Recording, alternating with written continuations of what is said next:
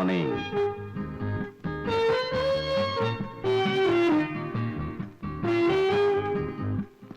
ആ ഫയൽ എടുത്ത് വെച്ചോ. ഏത് ഫയലാ സർ? മറന്നുപോയോ? ഞാൻ പറഞ്ഞിരുന്നല്ലോ, ഒന്ന് ഓർത്ത് നോക്കിയേ. എന്താ ഇത്ര മറവി? ഇന്നെനിക്കത് കാണണം.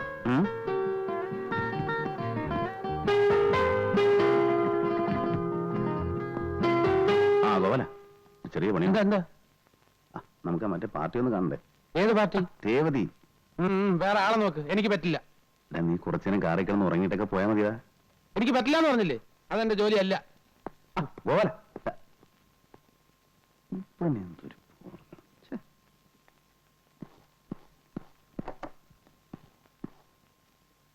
ഏത് ഫയലിന്റെ കാര്യം സാറ് പറഞ്ഞത്? ഓർമ്മ കിട്ടുന്നില്ല മേരി. ഇല്ല, എന്നോട് പറഞ്ഞിട്ടില്ല. മേരി പുതിയ ആളായതുകൊണ്ടാവും ഓർമ്മ കിട്ടാത്തത്. കിട്ടിക്കോളും. Yes, come in.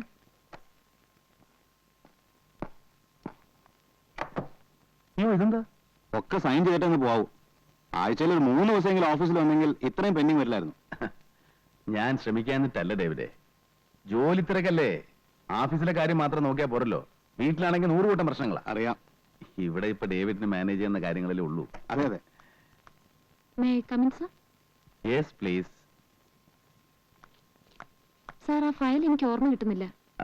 ഡേവിഡ് പോയിക്കോളൂ. അർജന്റായ പല മാറ്റേഴ്സ് ഉണ്ട് അതിൽ. അതൊക്കെ നമുക്ക് ശരിയാക്കാവുന്നേ. മേരി വേണ്ട സാർ, ഞാൻ നിന്നോളാം. ജോലി ബുദ്ധിമുട്ടൊന്നുമില്ലല്ലോ? ഇല്ല സാർ.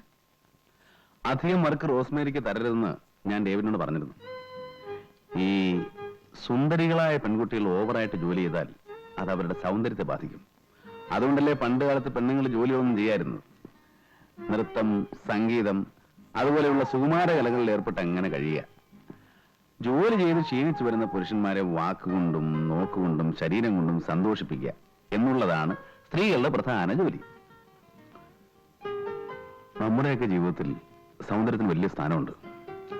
വിരസമായിരിക്കുന്ന സമയത്ത് ഒരു നല്ല പാട്ട് കേൾക്കുക, വിടർന്ന ഒരു പൂവ് കാണുക, മേരിയെപ്പോലെ സുന്ദരിയായ ഒരു പെൺകുട്ടിയെ കാണുക, ഇതൊക്കെ മനസ്സിന് സന്തോഷം ഉണ്ടാക്കും. എന്താ എന്റെ സംസാരം ബോറടിപ്പിച്ചോ? നമുക്ക് അങ്ങോട്ടിരിക്കാം. ഞാൻ സ്ത്രീകളോട് പൊതുവെ അധികം സംസാരിക്കാറില്ല. മേരിയെ കാണുമ്പോ എന്തോ സംസാരിക്കാനൊരു രസം. മേരിക്കറിയോ, ഈ ഫയലുകൾക്കിടയിലും ചായത്തോട്ടത്തിലും ഒന്നും വന്നുപെടേണ്ട ആളല്ല ഞാൻ. 10-30 വർഷം ജീവിച്ചു. എന്ത് നേടിയെന്ന് ചോദിച്ചാ ഒന്നുമില്ല. പിന്നെ കുറെ പണം, അതിലെന്ത് കാര്യം? നമ്മളെ മനസ്സിലാക്കുന്ന ഒരു സുഹൃത്ത്, ഓർമ്മിക്കാൻ ഒരു പെൺകുട്ടി, ഒക്കെ വെറും സ്വപ്നങ്ങളാണ്. ജീവിതം വല്ലാതെ മടുപ്പ് തോന്നുന്നു. മേരിയെ കാണുമ്പോ എന്തോ ഒരു ആശ്വാസം. എന്താടാ? മറ്റേ പാർട്ടിയെ കാണണ്ടേ? ഏത് പാർട്ടി? കുറച്ചു മുമ്പ് പറഞ്ഞോ, മറന്നുപോയോ? എല്ലാം വിശദീകരിച്ച് പറയണോ? മറ്റേ ഹോസ്റ്റലില്? വേണ്ട, മേരി വയ്ക്കോളൂ, ഞാൻ വിളിപ്പിക്കാം. ശരി സാർ. ഓഫീസിലും കൃഷി തുടങ്ങിയില്ലേ? ഇത് നാറ്റ കേസാ കേട്ടോ. അത് ഞാൻ നോക്കിക്കോളാം. നീ പോയി രേവതി ചെന്ന് കണ്ടോ. എന്ത് പറയണം? എഴുത്തുവല്ലോ ഉണ്ടോ? ഞായറാഴ്ച ഒരു ഔട്ടിംഗ് പോരാൻ പറ്റുമെന്ന് ചോദിച്ചു. 5 മണിക്ക് മുമ്പ് ഹോസ്റ്റലിൽ കൊണ്ടുവിടാം. കോളേജിൽ പോകണോ ഹോസ്റ്റലിൽ പോകണോ? ലഞ്ച് ടൈമിന് ഹോസ്റ്റലിൽ പോയാൽ മതി. ചെല്ലടാ.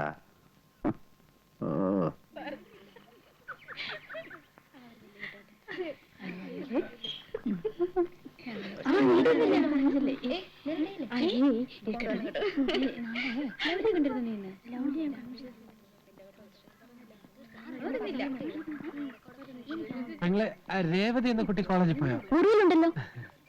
പെങ്ങളുടെ പേരെന്താ? എന്റെ പേര് ഗോപാലകൃഷ്ണൻ. ഓ, നിങ്ങളാണല്ലേ ഗോപാലകൃഷ്ണൻ? ധാരാളം കേട്ടിട്ടുണ്ട്. കണ്ടതിലും വളരെ സന്തോഷം. പോട്ടെ. രേവതി, ഒന്ന് വേഗം വാ, സമയായി. ദാ വരുന്നു.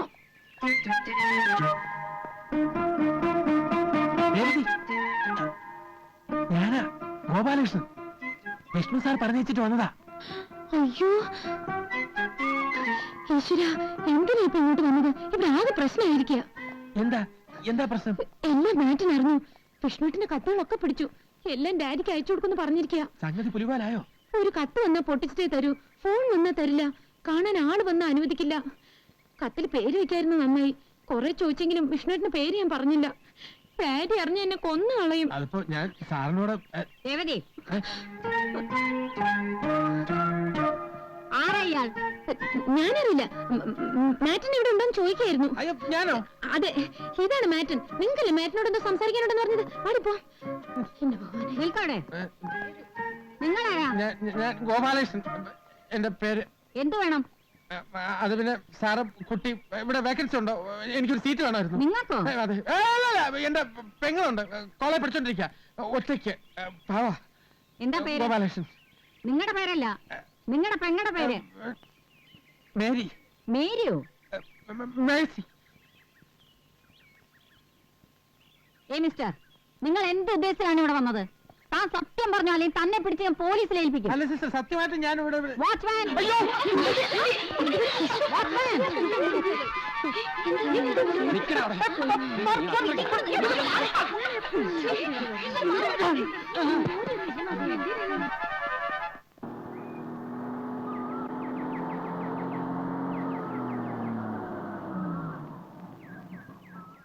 Hi uncle. Hi Jaya, good evening. Good evening uncle.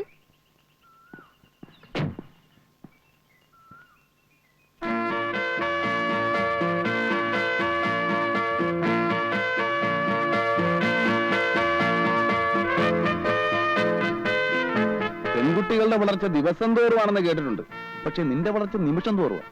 ഓരോ നിമിഷം കഴിയും തോറും നീ കൂടുതൽ സുന്ദരിയായിട്ട് വരിക. എന്താ ഇതിന്റെ ഒരു രഹസ്യം? ഈ അങ്കിൾ എപ്പോഴും എന്നെ കളിയാക്കും.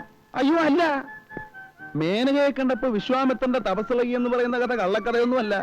അല്ലെങ്കിൽ വല്ല കല്ലോ മരോ ഒക്കെ ആയിരിക്കണം. ഞാനൊന്നും അങ്ങനെ അല്ലല്ലോ, ചോരത്തിളപ്പുള്ള ഒരു യുവാവല്ലേ.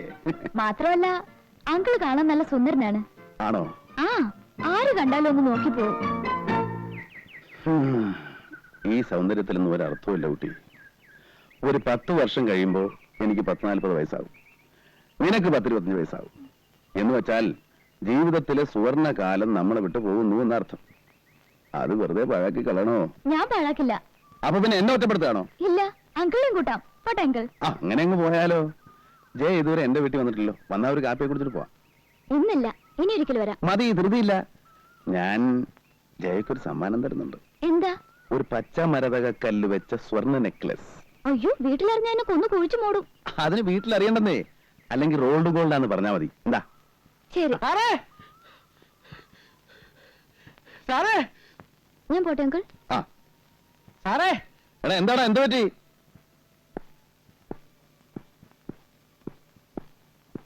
നല്ല പണിയാ കാണിച്ചത്.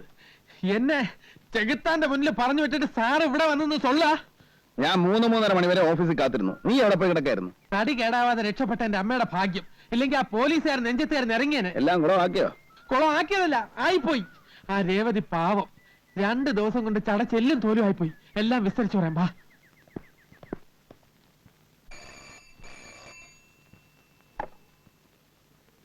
Yes, women's hostel. മേറ്റനാണ് സംസാരിക്കുന്നത്. നിങ്ങൾ ആരാണ്? രേവതിയുടെ ഫാദറാണ് ഗംഗാധരൻ നായർ. കൊച്ചിയിൽ നിന്ന് STD ആണ്. രേവതിയെ വിളിക്കണോ? വേണമെന്നില്ല, ഇപ്പൊ സ്റ്റഡി ടൈം അല്ലേ, അവള് പഠിക്കട്ടെ. ഞാൻ അവളുടെ കാര്യങ്ങൾ അറിയാൻ വേണ്ടി വിളിച്ചതാണ്. അവളെ നാട്ടിൽ പഠിക്കുന്നുണ്ടോ? പഠിക്കാൻ മോശമില്ല, പക്ഷെ ഈയിടെയായിട്ട് ചില അഫയേഴ്സ് ഒക്കെ ഉള്ളതായിട്ട് അറിഞ്ഞു. കുടുംബത്തിന് ചീത്തപ്പേരുണ്ടാക്കി വെച്ചോ? കൊല്ലും ഞാൻ അവളെ. ഞാൻ ഇപ്പൊ തന്നെ പുറപ്പെട്ടു വരണോ? വേണ്ട, ഞാൻ വളരെ സ്ട്രിക്റ്റ് ആയിട്ട് പറഞ്ഞിട്ടുണ്ട്. കുറെ കത്തുകൾ ഞാൻ പിടിച്ചു വെച്ചിട്ടുണ്ട്, അത് ഞാൻ നിങ്ങൾക്ക് അയച്ചു തരാം.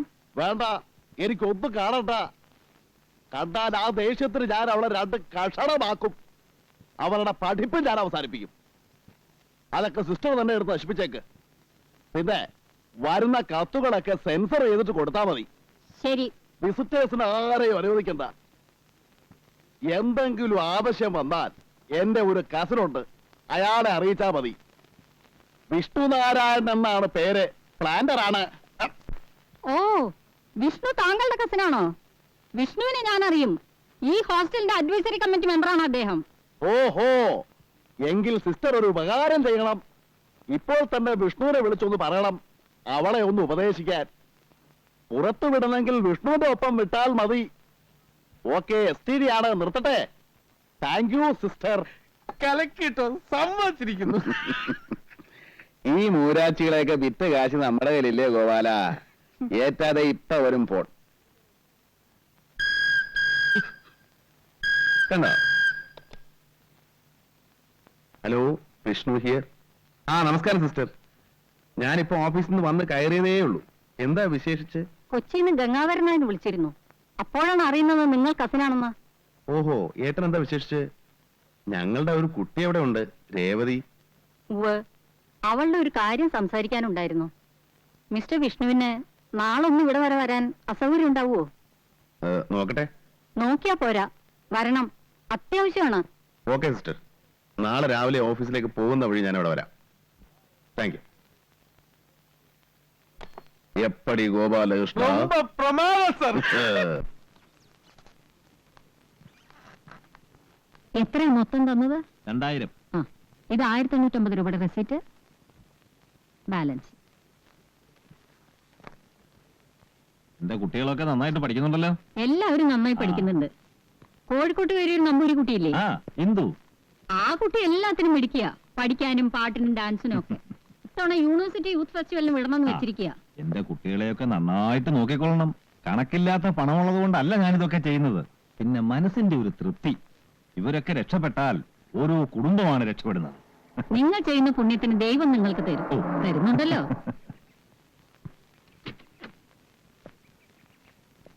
Good morning mister Vishnu. Good morning sister. ഇത് mister Vishnu. Hello. Hello. Mister നായരെ അറിയില്ലേ? അറിയാം, പാരഗൺ ഹോട്ടലിന്റെ പ്രൊപ്പറേറ്റർ അല്ലേ? ഓ, അങ്ങനൊന്നുമില്ല, ചെറിയൊരു തൊഴിൽ. മിസ്റ്റർ നായർ എല്ലാവർക്കും ഒരു മാതൃകയാണ്. 10-12 പാവപ്പെട്ട കുട്ടികളെ മിസ്റ്റർ നായർ എല്ലാ ചെലവും കൊടുത്ത് പഠിപ്പിക്കുന്നുണ്ട്. ഇതുകൂടാതെ തന്നെ ചാരിറ്റബിൾ ആയ പല സംഘടനയുടെയും പ്രധാനപ്പെട്ട ആളാണ് ഇദ്ദേഹം. ഉള്ളവൻ ഇല്ലാത്തവന് കൊടുക്കട്ടെ എന്ന് കർത്താവ് പറയുന്നത് അക്ഷരം പ്രതി അനുസരിക്കുന്ന ആൾ. ഓ, എന്തിനാ സിസ്റ്റർ ഇങ്ങനെ മോസ്തുതി പറയുന്നത്? നമ്മളാൽ കഴിയുന്നത് നമ്മൾ ചെയ്യുന്നു, അത്രേ ഉള്ളൂ. വിഷ്ണുവിനെ എനിക്ക് ശരിക്കറിയാം. എന്ന് വെച്ചാൽ A to Z. നമ്മുടെ ഹോസ്റ്റലിന്റെ അഡ്വൈസറി കമ്മിറ്റി മെമ്പറാണ്. ആ, വെരി ഗുഡ്. മിസ്റ്റർ വിഷ്ണുവിന്റെ ഒരു ബന്ധു ഇവിടെ പഠിക്കുന്നുണ്ട്. One miss Revathi. രേവതി ഗംഗാരനാഥ മോളല്ലേ? അതെ. ആ, എനിക്കറിയാം. അദ്ദേഹം വന്നാ നമ്മുടെ ഹോട്ടലിലാണ് താമസിക്കാറ്. നിങ്ങൾ സംസാരിച്ചേ, ഞാൻ പിന്നെ വരാം.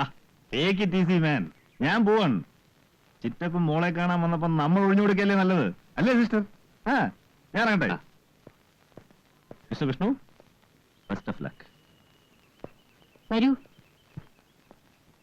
പിന്നെ ഞാൻ ഇന്നലെ ഗംഗാരൻ ചേട്ടനെ വിളിച്ച് സംസാരിച്ചു. മൂപ്പരാകെ ചുണ്ടി പിടിച്ചിരിക്കുക. ഇരിക്കൂ. ചെറിയ പെൺകുട്ടികളാവുമ്പോ ചില ഫ്രണ്ട്ഷിപ്പും കാര്യങ്ങളൊക്കെ ഉണ്ടാവും. നമ്മൾ അതൊന്നും അത്ര സീരിയസ് ആയിട്ട് എടുക്കേണ്ട കാര്യമില്ല. അതത്ര സില്ലിയല്ല മിസ്റ്റർ വിഷ്ണു. ആ കത്തുകളിൽ എന്തൊക്കെ വൃത്തിയിടകളാണെന്ന് എഴുതി വെച്ചിരിക്കുന്നത്. വായിച്ച നമ്മൾ വെച്ചിട്ട് പോകും. ആരാണ് ഈ വിദ്വാൻ? അവനെ കിട്ടിയ ചെവിക്കല്ല് നോക്കി ഒന്ന് കൊടുക്കാമായിരുന്നു. പേര് വെച്ചിട്ടില്ല, സ്വന്തം VN എന്നേ ഉള്ളൂ. VN. ചോദിച്ചിട്ട് ആ കുട്ടി ഒന്നും പറയുന്നുമില്ല. ആ കത്തുകൾ എന്നെ ഏൽപ്പിക്കുന്നതിൽ വിരോധമുണ്ടോ? ഏയ് ഇല്ല. ബന്ധുക്കൾ ആരുടെങ്കിലും കയ്യിൽ ഏൽപ്പിക്കണമെന്ന് കരുതിയാണ് പിടിച്ചു വെച്ചത്. ഇനിയിപ്പോ വിഷ്ണുവിനെ തന്നെ ഏൽപ്പിക്കാം. Just a minute.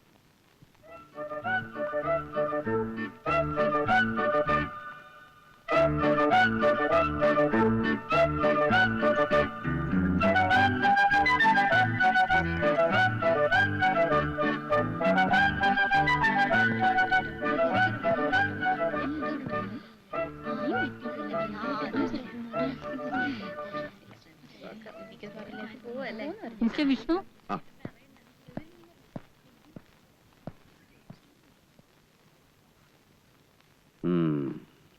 എനിക്ക് അവളോട് ചിലതൊക്കെ ചോദിച്ചറിയാനുണ്ട്. ഇന്നും നാളെയും ക്ലാസ് ഇല്ലാത്ത സ്ഥിതിക്ക് ഞാൻ അവളെ വീട്ടിലേക്ക് കൊണ്ടുപോയിട്ടെ. മൺഡേ കൊണ്ടുവന്ന് വിടാം. ഓ യെസ്.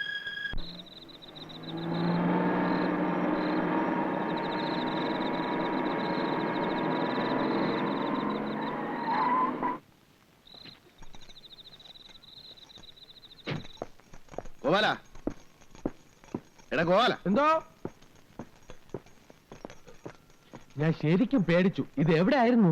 സ്വർഗരാജ്യത്ത്. ഏത് നരയത്തിലായാലും ഒന്ന് പറഞ്ഞിട്ട് നോക്കൂടെ? എന്നിട്ട് വേണം നിനക്കൊരു കട്ടുറുമ്പായിട്ട് വരാൻ. എടാ ഗോപാല, ഞാൻ ഒറ്റയ്ക്ക് വിചാരിച്ചാലും ചില കാര്യങ്ങളൊക്കെ നടക്കും. ആരായിരുന്നു കക്ഷി? നമ്മുടെ രേവതി. സംഭവം ഒന്ന് തെളിച്ചു പറയ്. തെളിച്ചു പറയാനൊന്നുമില്ല. സംഭവിക്കാനുണ്ടോ എല്ലാം സംഭവിച്ചു. എല്ലാം എല്ലാം. കാണാരെ ഇല്ല, ചെവിയിൽ വെച്ചിട്ടില്ല. പറഞ്ഞോളൂ. കേൾക്കാൻ പാടില്ലാത്തതൊന്നും നാട്ടുകാർ കേൾക്കണില്ല. നല്ല ക്ഷീണമുണ്ട്. ചൂടുവെള്ളം വേണം. വിസ്തരിച്ചൊന്ന് കുളിക്കണം. ഇന്നിനി ഒരു പരിപാടിയുമില്ല.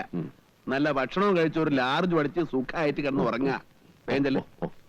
അപ്പോഴേ ആ. ഉറങ്ങണോ വേണ്ടെന്ന് പിന്നെ തീരുമാനിക്കാം. ഒരു കത്തുണ്ട്, അമ്മയുടെ കാണും തോന്നുന്നു.